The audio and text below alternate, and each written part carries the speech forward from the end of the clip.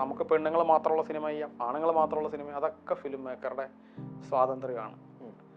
അത് പക്ഷെ നമ്മൾ ജീവിച്ചു പോരുന്ന ജീവിത സാഹചര്യം കൊണ്ടും കണ്ടീഷൻഡ് ആയിട്ടുള്ള ഒരു സൊസൈറ്റി ജീവിക്കുന്നത് കൊണ്ടും നമ്മൾ അറിഞ്ഞും അറിയാതെയും സ്ത്രീകളെ മാറ്റി നിർത്തുന്നുണ്ട്. എന്തുകൊണ്ടായിരിക്കും പെൺപിള്ളേർ ഇവിടെ ഇല്ലാത്തത്? പെൺപിള്ളേർക്ക് സിനിമാറ്റോഗ്രാഫർ ആവാൻ ഇഷ്ടമില്ലാഞ്ഞിട്ടല്ല, അവരെ അതിലോട്ട് പോകാൻ ശ്രമിക്കുമ്പോൾ പുറകിൽ നിന്ന് വലിക്കുന്ന പുരുഷന്മാരുടെയും സ്ത്രീകളുടെയൊക്കെ കൈകളുണ്ട്. ആ ഒരു സോഷ്യൽ സിറ്റുവേഷനാണ് മാറേണ്ടത്. കാതൽ എന്ന് പറഞ്ഞ സിനിമ കൊണ്ട് ഇങ്ങനെയുള്ള മാറ്റങ്ങൾ ഉണ്ടായെന്ന് നമുക്ക് പറയാൻ പറ്റില്ല. അതൊരു സിനിമ കൊണ്ടല്ല സംഭവിക്കുക. അങ്ങനെ മാറ്റങ്ങൾ സിനിമ കൊണ്ടുണ്ടാവും. അത് ഒരു സിനിമ കൊണ്ടല്ല, ഒരു കൂട്ടം സിനിമകൾ ഒരു കാലത്ത് വരുന്ന സിനിമകൾ കൊണ്ടാണ്. അത് ഇനിയും കുറേയധികം സിനിമകൾ വരാനുണ്ട്. ആണുങ്ങളുടെ കഥ കൂടുതൽ പറയുന്നു, ആണുങ്ങളായിരിക്കും കൂടുതൽ അല്ലേ. നമുക്ക് വുമൺ ഫിലിം മേക്കേഴ്സ് വളരെ കുറവാണ് അല്ലേ. അവർ സിനിമ എടുക്കാൻ തുടങ്ങിയാൽ ചിലപ്പോൾ ഇതൊന്ന് ബാലൻസ്ഡ് ആവുമായിരിക്കാം. ആക്ടിങ് പണ്ട് മുതലേ ഇഷ്ടമാണ്. അതായത് സിനിമയിൽ ആക്ടിങ് എന്നുള്ളതിനപ്പുറത്ത് അഭിനയിക്കുക എന്നുള്ളൊരു പരിപാടി ഭയങ്കര എൻജോയ് ചെയ്യുന്ന ഒരാളാണ്. എന്നാൽ നമ്മുടെ പാഷൻ ഒന്നും അല്ല ആക്ടിങ്, എന്നത് ഫിലിം മേക്കിംഗ് തന്നെയാണ്. ഹാർവിയോറ, the exclusive collection of adenium plants. ഇനി നിങ്ങളുടെ വീടിന്റെ അകത്തളങ്ങളിൽ ഹാർവിയോറ adenium plants പുഷ്പിച്ചു നിൽക്കും. വെബ്സൈറ്റ് വഴി ഓർഡർ ചെയ്ത് കഴിഞ്ഞാൽ ഇന്ത്യ എവിടെയും ഫ്രഷ് ആയി ഞങ്ങൾ adenium plant നിങ്ങളുടെ വീട്ടിൽ എത്തിച്ചു തരും. കൂടുതൽ വിവരങ്ങൾക്കായി ഹാർവിയോറ വെബ്സൈറ്റ് സന്ദർശിക്കുക. നമസ്കാരം. മൈൽ സ്റ്റോൺ മേക്കേഴ്സിന്റെ എല്ലാ പ്രിയ പ്രേക്ഷകർക്കും ഹാർദമായ സ്വാഗതം. കുടുംബ ചിത്രങ്ങൾ എന്നുള്ളത് മലയാളികൾക്ക് എല്ലാ കാലത്തും പ്രിയപ്പെട്ടതായിരുന്നു. ആ ഒരു പട്ടികയിലേക്ക് പുതിയൊരു ചിത്രം കൂടി എത്തുകയാണ്. നവാഗതനായ നസീർ ബദറുദ്ദീൻ തിരക്കഥ എഴുതി സംവിധാനം ചെയ്ത മെയ് 31 പുറത്തിറങ്ങുന്ന സ്വകാര്യം സംഭവബഹുലം എന്ന സിനിമ. ചിത്രത്തിൽ കേന്ദ്ര കഥാപാത്രത്തെ അവതരിപ്പിക്കുന്ന ചലച്ചിത്ര സംവിധായകൻ കൂടിയായ ശ്രീ ജിയോ ബേബിയാണ് നമ്മോടൊപ്പം ഇന്ന് മൈൽ സ്റ്റോൺ മേക്കേഴ്സിനോടൊപ്പം എത്തിയിട്ടുള്ളത്. ജിയോ ചേട്ടാ നമസ്കാരം, welcome to milestone makers. First of all, ഈ സ്വകാര്യം സംഭവബഹുലം അത് വളരെ ഇൻട്രസ്റ്റിംഗ് ആയൊരു പേരാണ്. അതായത് ഇപ്പം സ്വകാര്യം എന്ന് പറയുമ്പോൾ നമ്മൾ ചെറിയ ഒരു കുറച്ച് പ്രൈവറ്റ് ആയിട്ടുള്ള ചെറിയ കാര്യങ്ങൾ എന്നുള്ള മീനിങ്ങിലാണ് പൊതുവെ യൂസ് ചെയ്യാറുള്ളത്. പക്ഷെ സംഭവബഹുലമായ സ്വകാര്യം ഒരു കോൺട്രഡിക്ഷൻ, ഒരു ഇൻട്രസ്റ്റ് ഡെവലപ്പ് ചെയ്യുന്നുണ്ട്. എന്താണ് ഈ സിനിമ പൊതുവെ പറയുന്നത്? അത് തന്നെയാണ് ആ സിനിമയുടെ ഒരു പ്രത്യേകത എന്ന് പറയുന്നത്. വളരെ ഈ സ്വകാര്യം ഒരാളുടെ അല്ലെങ്കിൽ കുറച്ച് മനുഷ്യരുടെ പേഴ്സണലായിട്ട് സംഭവിക്കുന്ന ഒരു കാര്യം എങ്ങനെ ഒരു സംഭവബഹുലമായ ഒരു പരിപാടിയായി മാറുന്നു എന്നുള്ളതാണ് സിനിമ. അതെന്താണെന്നുള്ളത് നമുക്ക് സിനിമ മെയ് 31 കണ്ടിട്ടാണ് പറയേണ്ടത്. എന്നാലും ഈ സിനിമ ഈ സംഭവബഹുലമാണ്.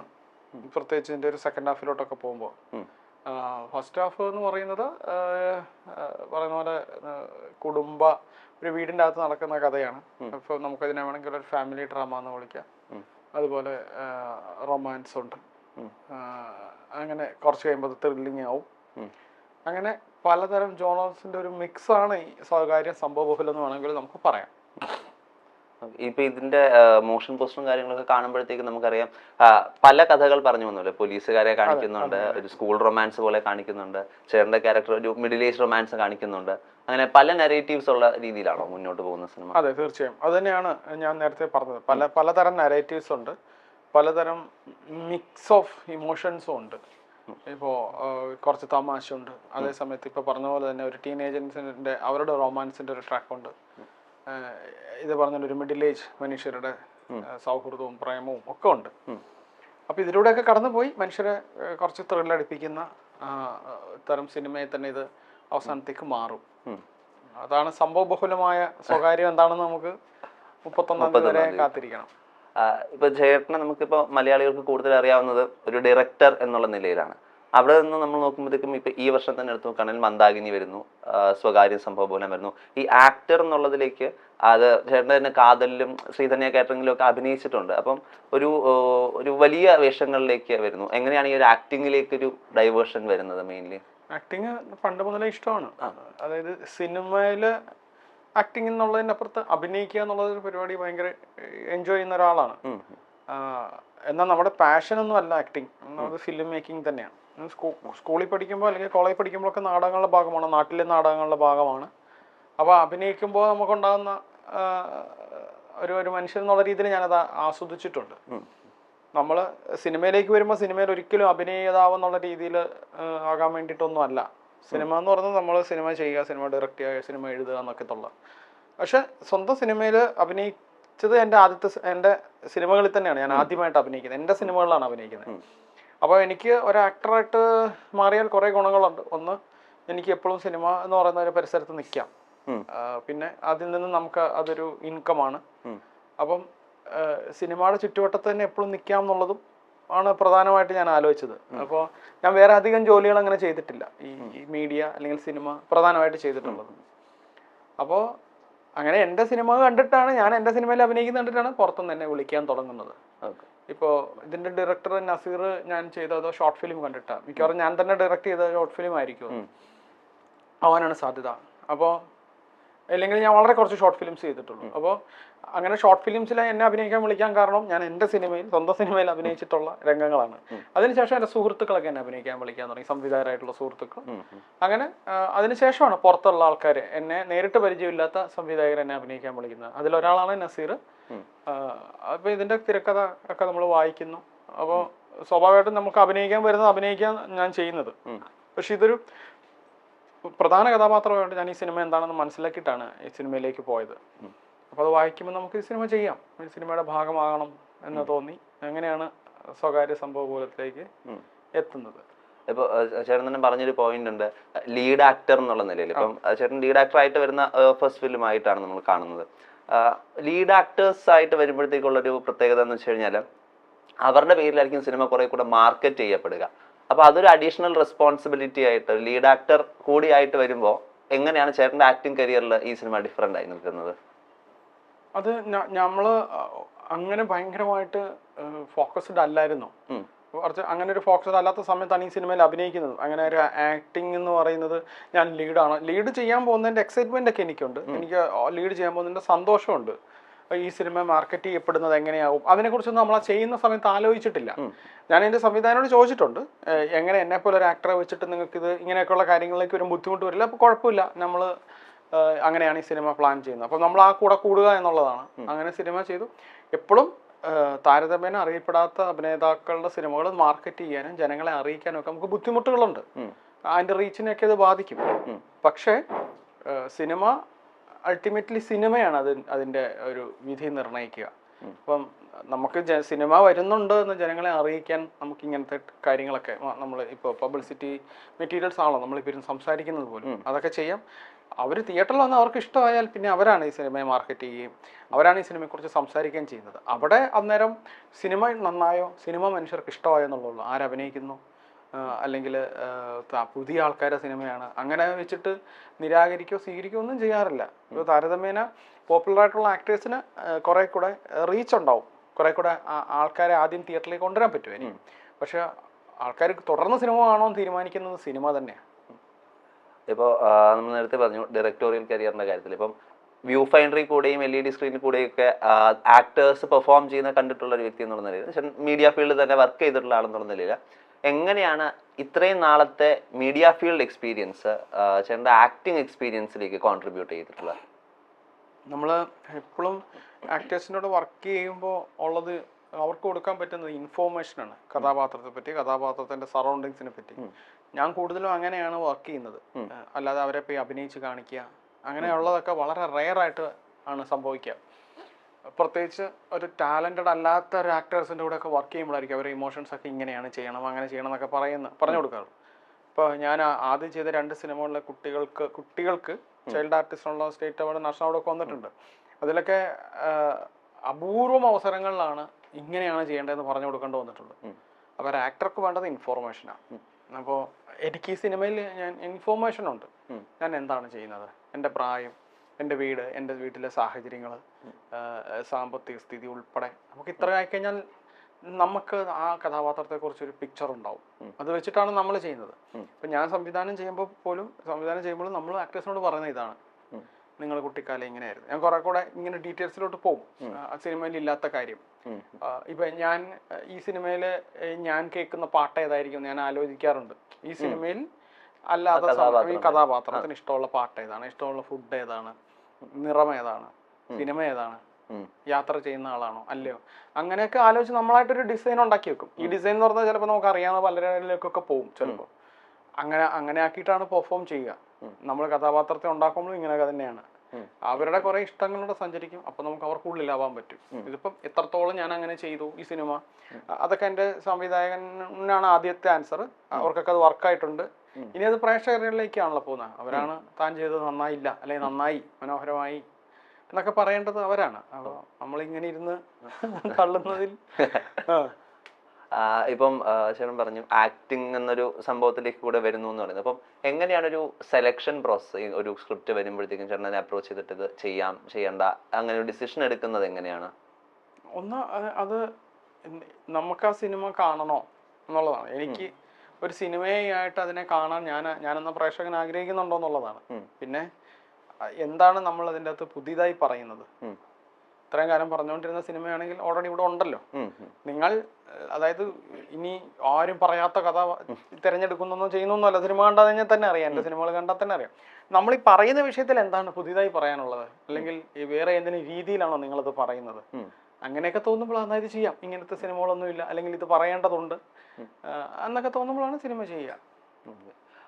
ഇതിലിപ്പോൾ ചേട്ടൻ്റെ ക്യാരക്ടറിനെ കുറിച്ച് നമുക്ക് വളരെ ലിമിറ്റഡ് ആയ ഡീറ്റെയിൽസേ കിട്ടിയിട്ടുള്ളൂ. എന്താണ് ചേട്ടൻ്റെ ക്യാരക്ടറിനെ പറ്റിയിട്ട് ഈ ഒരു സ്റ്റേജിൽ പറയാൻ പറ്റുക?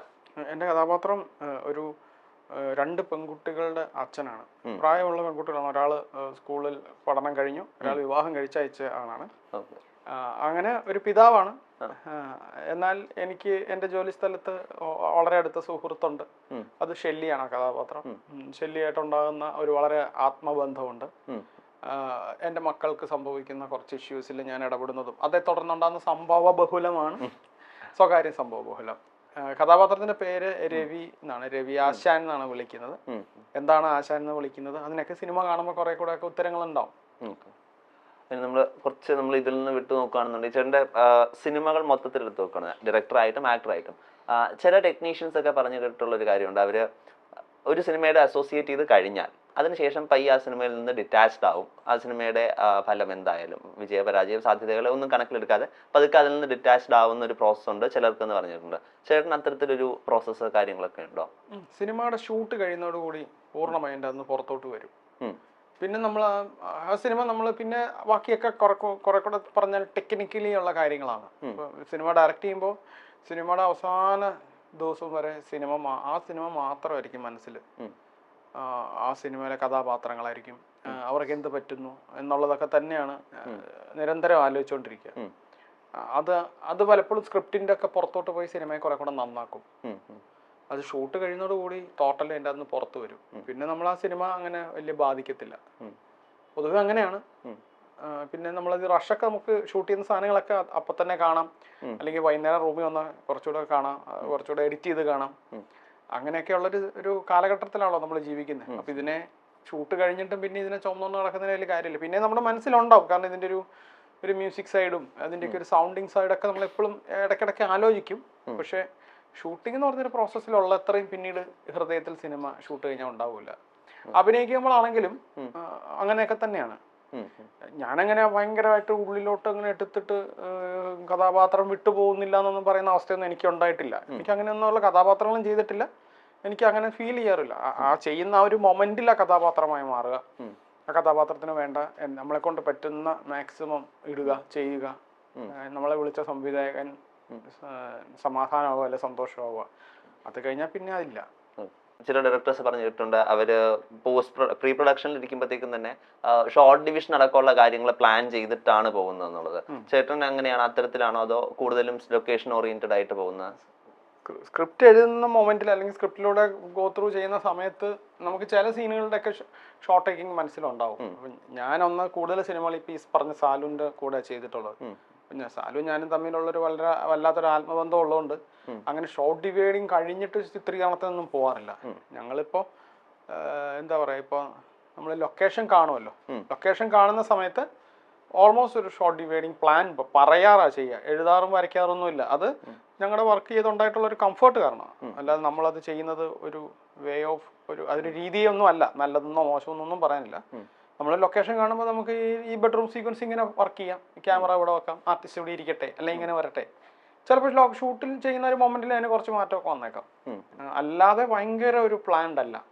മേ ബി ചിലപ്പോൾ നമ്മുടെ ലൊക്കേഷൻ പെട്ടെന്ന് ചേഞ്ച് ആവും. അതിനനുസരിച്ച് നമുക്ക് കൂടുതലും സിനിമ എങ്ങനെയാണെന്നുള്ളൊരു ധാരണ എനിക്കും ഉണ്ട്, DOPക്കും ഉണ്ട്, എഡിറ്റർക്കും ഉണ്ട്.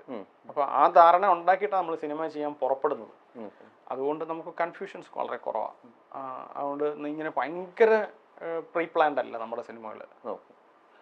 ഇപ്പോൾ നമുക്കറിയാം ഒരു സിനിമ കൊണ്ട് നമുക്ക് സമൂഹത്തെ മൊത്തത്തിൽ മാറ്റിമറിക്കാനൊന്നും പറ്റില്ല. പക്ഷെ റിലീസ് ചെയ്തിപ്പോൾ 8 മാസങ്ങൾക്ക് ഇപ്പോഴും ചർച്ച ചെയ്യപ്പെടുന്ന സിനിമ എന്ന നിലയിൽ കാതൽ കേരള സമൂഹത്തെ അല്ലെങ്കിൽ മൊത്തത്തിലുള്ള സൊസൈറ്റിയിൽ എങ്ങനെ ഇമ്പാക്ട് ചെയ്തിട്ടുണ്ടാവും എന്നാണ് ചേട്ടൻ്റെ ഒരു റീഡിങ്?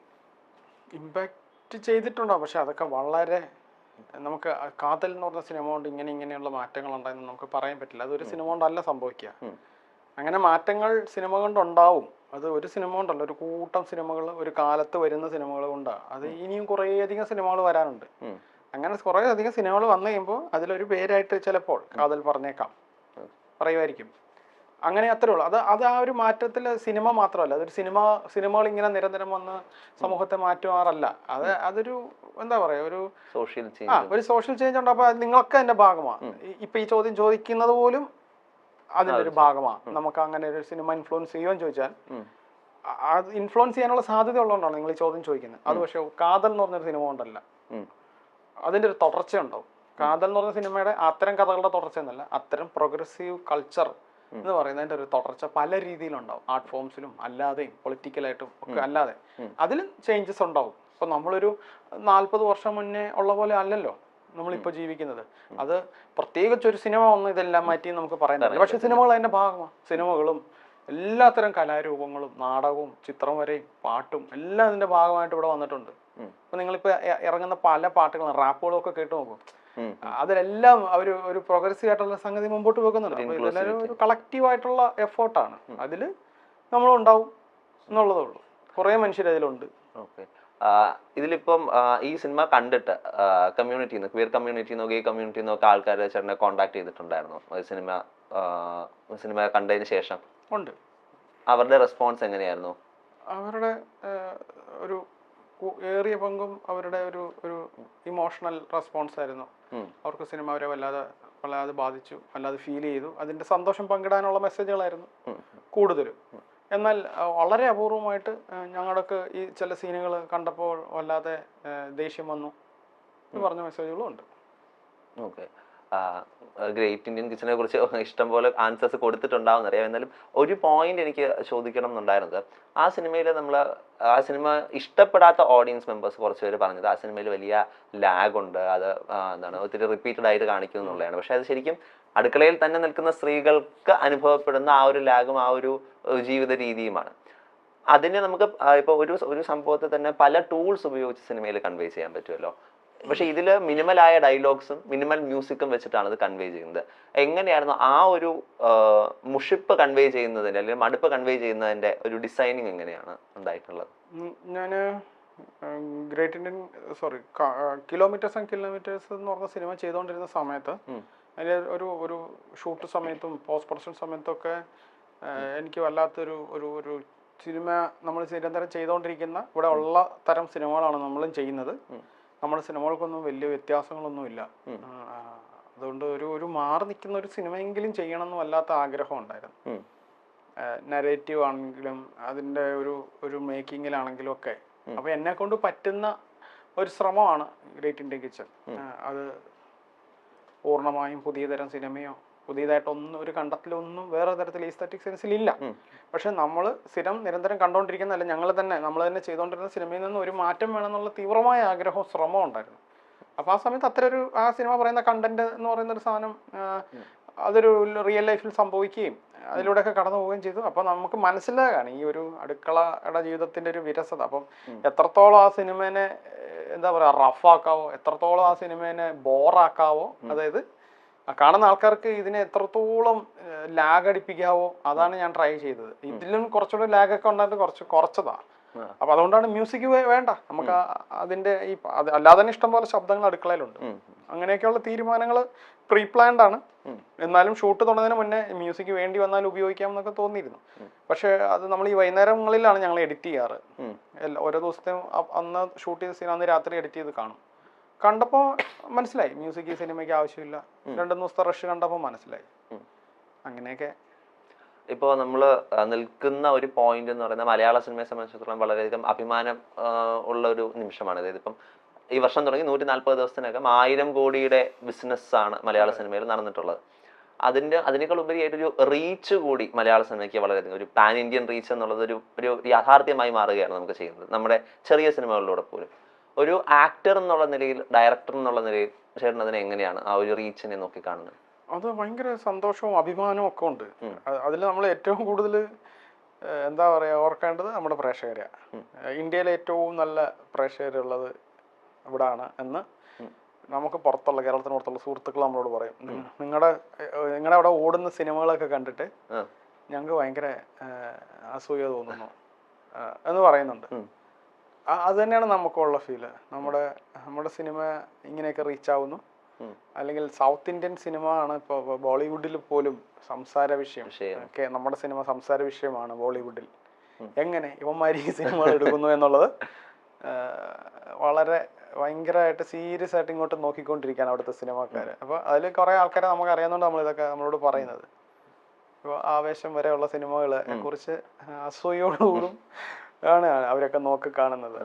അതിൽ നമ്മുടെ പ്രേക്ഷകരോടാണ്. അപ്പോൾ ഇപ്പം നമുക്ക് ചിലപ്പോൾ വർക്കാവില്ല എന്നൊക്കെ പേടിച്ചിട്ടുള്ള പ്രൊഡ്യൂസേഴ്സും ഫിലിം മേക്കേഴ്സിൻ്റെ ഒക്കെ സിനിമകൾ ഇവർ പോയി കണ്ട് ഭയങ്കര സംഭവമാക്കി മാറ്റിയിട്ടുണ്ട്.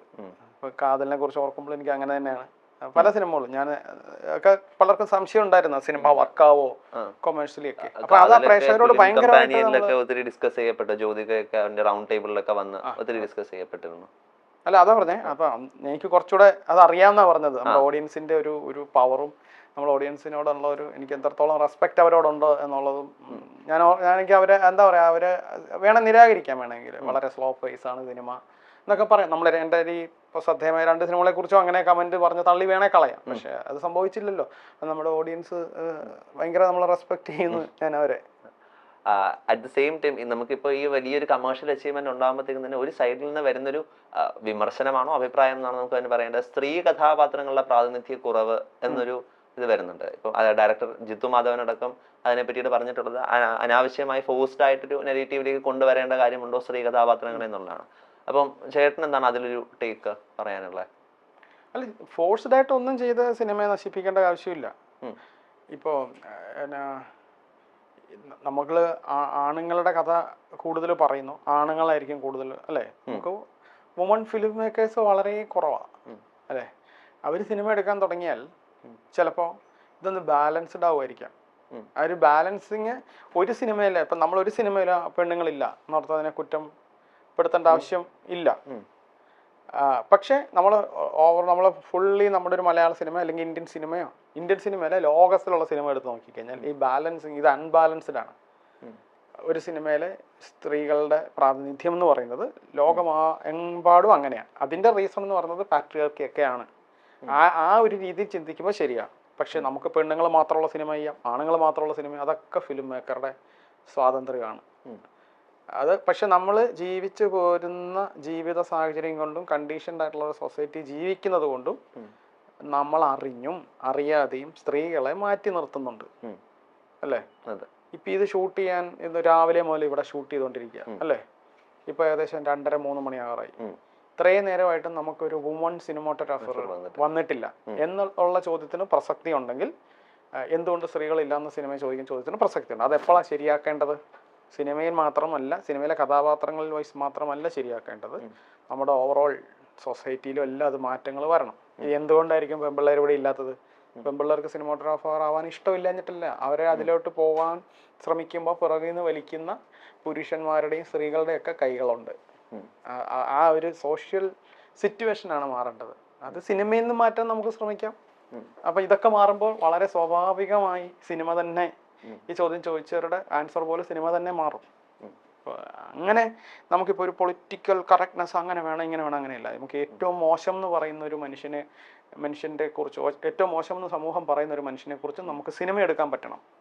അത് അയാൾ ചെയ്ത ഏറ്റവും മോശം കാര്യത്തെ പ്രൊമോട്ട് ചെയ്യാതിരിക്കുക എന്ന് മാത്രം, അത് ചെയ്യുന്നില്ല എന്ന് ഉറപ്പ് വരുത്തിയാൽ മതി. നമുക്ക് അയാളെ കുറിച്ച് സിനിമ ചെയ്യണമല്ലോ അല്ലേ. നമ്മൾ നോക്കുമ്പോൾ ഹിറ്റ്ലർ എന്ന് പറഞ്ഞ ആള് ഭയങ്കര മോശം ആളാണ്. അയാളെ കുറിച്ച് സിനിമകൾ ഇവിടെ ഉണ്ടായിട്ടുണ്ട്, ഇനിയും സിനിമ ചെയ്യാൻ സാധ്യതയുണ്ട് അയാളെ കുറിച്ച്. എന്ന് പറഞ്ഞാൽ തനിക്കെതിരെ നിൽക്കുന്ന മനുഷ്യരെയും വർഗത്തെ മുഴുവൻ കൊല്ലുന്നതാണ് ശരി എന്ന് പറഞ്ഞു വെക്കാതിരുന്നാൽ മതി ആ സിനിമ. അത്ര ഉള്ള പൊളിറ്റിക്കൽ കാരണമാണ്. നമുക്ക് എല്ലാത്തരം മനുഷ്യരെ കുറിച്ചും സ്ത്രീ വിരുദ്ധന്മാരെ കുറിച്ചും ഒക്കെ സിനിമ ഉണ്ടാവണം. അതിന്റെ ഒരു വിഷ്വൽ ലാംഗ്വേജ് ആണ്. നിങ്ങൾ അവസാനം നിങ്ങൾ എന്ത് പറയുന്നു, അവസാനം എന്ന് പറഞ്ഞ സിനിമയുടെ ക്ലൈമാക്സിൽ പറയുന്നുള്ള ആത്യന്തികമായി നിങ്ങളുടെ സിനിമ മുമ്പോട്ട് വെക്കുന്നത് ഇത്തരം വൃത്തികേടുകളാണ് ശരിയെന്ന് പറയുമ്പോൾ നമുക്ക് ഇതേപോലെ ചോദ്യം ചെയ്യണം അതിനെ. അത്രേ ഉള്ളൂ. നമ്മൾ സ്വകാര്യം സംഭവബഹുലത്തിലേക്ക് പതുക്കെ വരികയാണെന്നുണ്ടെങ്കിൽ ഇപ്പോൾ ഈ ഒരു സിനിമയിൽ അസോസിയേറ്റ് ചെയ്തതിന് ശേഷം ഒരുപക്ഷെ ചേട്ടനുണ്ടാവുന്ന ഏറ്റവും വലിയ ഒരു ടേക്ക് അവേ എന്തായിരിക്കും? ആ ഒരു ഡയറക്ടർ എന്നുള്ള നിലയിൽ ഇവിടെ നിന്ന് പഠിച്ച, ഈ സിനിമയുടെ സെറ്റിൽ നിന്ന് പഠിച്ച എന്ത് കാര്യമായിരിക്കും ഒരുപക്ഷെ ചേട്ടൻ്റെ സിനിമയിൽ ഇംപ്ലിമെന്റ് ചെയ്യാൻ സാധിക്കും? അല്ല, എനിക്ക് നമ്മളെപ്പോഴും ഞാൻ സിനിമയിൽ വളരെ കുറച്ച് സിനിമയിൽ അസിസ്റ്റ് ചെയ്തിട്ടുള്ളൂ. എന്നിട്ട് ഞാൻ പെട്ടെന്ന് തന്നെ ഒരു ഫിലിം മേക്കർ ആവാൻ എൻ്റെ ഒരു എഫേർട്ട് കൊണ്ട് ഞാൻ തന്നെ ഒരു സിനിമ ചെയ്യുകയായിരുന്നു, ഞാനും എൻ്റെ സുഹൃത്തുക്കളും ചേർന്ന്. അപ്പം ഞാൻ എന്താണോ നമ്മുടെ സിനിമയിൽ ഉണ്ടാവരുത്, ഞാനൊരു ഫിലിം മേക്കർ ആകുമ്പോൾ എങ്ങനെയൊക്കെ ആവരുത് എന്ന് ഞാൻ തീരുമാനിച്ചിട്ടുള്ള കുറേ കാര്യങ്ങളുണ്ട്. അതാണ് നമ്മൾ സിനിമ ചെയ്യുമ്പോൾ പ്രാക്ടീസ് ചെയ്തുകൊണ്ടിരിക്കുന്നത്. നമ്മളെങ്ങനെയായി മാറരുത് കുറേ മനുഷ്യരോട് ജോലി ചെയ്യുമ്പോൾ. അപ്പോൾ ഞാൻ ഇതിൽ അഭിനയിക്കാൻ പോകുമ്പോഴും എനിക്ക് നമ്മുടെ ഒരു സെറ്റ് പോലെ തന്നെയാണ് ഫീൽ ചെയ്യുന്നത്. അവിടെ എല്ലാത്തിനും വ്യക്തതയുണ്ട്, കൃത്യതയുണ്ട്. അവിടെ ആരെയും എന്താ പറയുക, ഭരിക്കാൻ വരുന്നില്ല, ആരും ബോസല്ല, ആരും ആരുടെ അടിമയുമല്ല. അപ്പോൾ അത് നമ്മുടെ പോലെ തന്നെ നമ്മളും അത് ട്രൈ ചെയ്തുകൊണ്ടിരിക്കുകയും എന്തെങ്കിലും പ്രശ്നങ്ങൾ കണ്ടാൽ അടുത്ത പടത്തിൽ അത് ഉണ്ടാവാതിരിക്കാനും അടുത്ത മൊമെന്റിൽ അത് ആവർത്തിക്കാതിരിക്കാനും തിരുത്തണം, നമുക്ക് തന്നെ നമ്മുടെ ഇത്തരം കാര്യങ്ങൾ തിരുത്തണം എന്ന് വിചാരിച്ചാണ് നമ്മൾ സിനിമ ചെയ്യുന്നത്. അപ്പം എനിക്ക് അതുപോലെയാണ് തോന്നിയത്. ഇപ്പം നമുക്ക് കൂടുതലായിട്ട് നമുക്ക് അങ്ങനെ അവിടുന്ന് പഠിച്ചു എന്ന് പറയുന്നത്, എനിക്കങ്ങനെ ഞാൻ ഇന്നൊരു കാര്യം ആ സെറ്റിൽ നിന്ന് പഠിച്ചു എന്ന് പറയാൻ എനിക്കില്ല. പക്ഷെ അത് വളരെ സന്തോഷകരമായ അനുഭവമായിരുന്നു.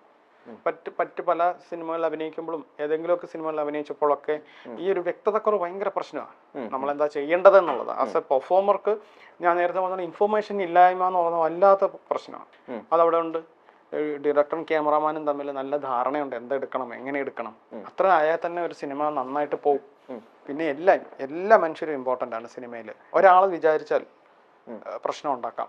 ഒരു ആക്ടർ വിചാരിച്ചാൽ, ക്യാമറാമാൻ വിചാരിച്ചാൽ, ഡയറക്ടർ വിചാരിച്ചാൽ, ഒരു ചായ കൊടുക്കുന്ന ഒരാൾ വിചാരിച്ചാലൊക്കെ പ്രശ്നങ്ങൾ ഉണ്ടാക്കാം. അങ്ങനെ ഇല്ലാതെ ഒരു 100ഓളം മനുഷ്യർ ഒരു സിനിമയ്ക്ക് വേണ്ടി ജോലി ചെയ്യുക എന്ന് പറയുന്നൊരു പ്രോസസ്സിലായി കഴിഞ്ഞാൽ അത് വളരെ മനോഹരമായ കാര്യം. അങ്ങനെ ഒരു സിനിമയാണ് സ്വകാര്യ സംഭവബഹുലം.